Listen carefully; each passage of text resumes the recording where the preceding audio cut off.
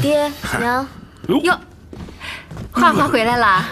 姐，哟，这小脸红扑扑的，看来程安伯把你照顾得不错呀。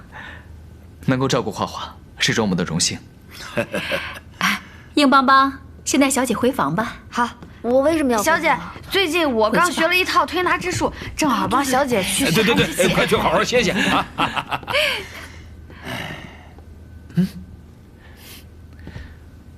师叔是审在上，容母今日前来拜见，是来履行大长公主临终之约的。请二老将花花嫁给我。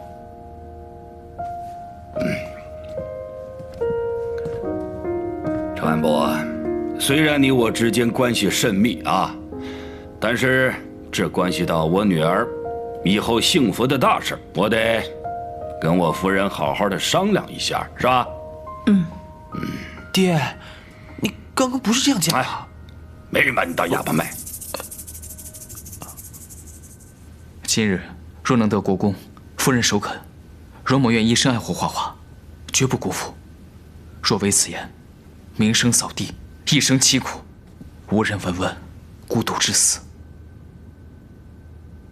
都这么大，伯爷，只是我们画画不爱诗书，与伯爷似无同好。倘若一旦结为夫妻，毕竟要相处数十载，你可都想明白了？师婶放心，花花不同于一般女子，容某亦不会用世俗的方式去对待花花。花花喜欢的，容某会学着去欣赏、理解；花花不喜欢的，容某也绝不会勉强于她。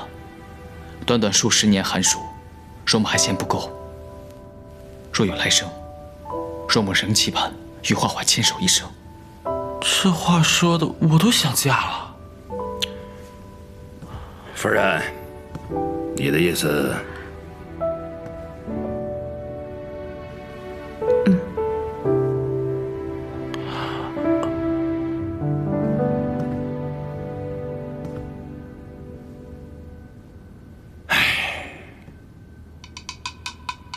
我和夫人这一关呀，也算过了。至于画画那一关，那是你自个儿的事了啊。谢师叔，师婶成全。伯爷，我姐不好搞定，您可要多费点心。快去看看画画吧，好好跟他说说。赶快去吧。好啊。